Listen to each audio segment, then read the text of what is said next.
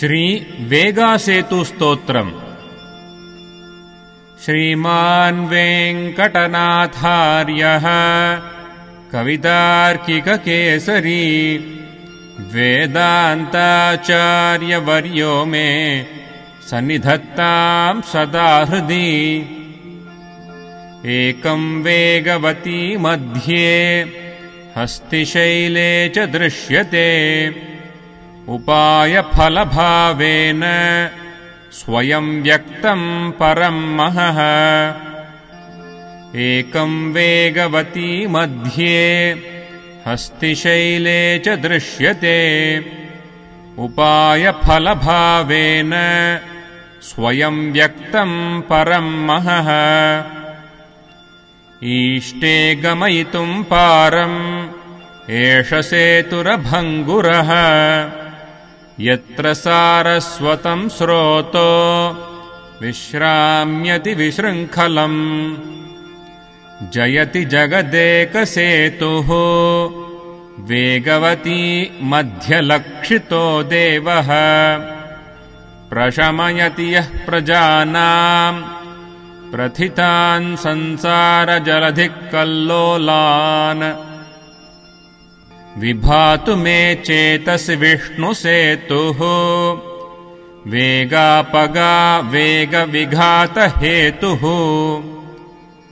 अम्भोजयोनेर्यदुपज्ञमासीत् अभङ्गरक्षा हयमेधदीक्षा। चतुराननसप्ततन्तुगोप्ता सरितं वेगवतीमसौ निरुन्धन्। परिपुष्यति मङ्गलानि पुंसाम् भगवान् भक्तिमतां यथोक्तकारी। श्रीमान् पितामह वधूपरिचर्यमाणः शेते भुजङ्गशयने स महाभुजङ्गः। प्रत्यादिशन्ति भवसञ्चरणं प्रजानाम् भक्तानुगन्तुरिह यस्य गतागतानि। प्रशमितहयमेधव्यापदं पद्मयोनेः श्रितजनपरतन्त्रं शेषभोगेशयानम्।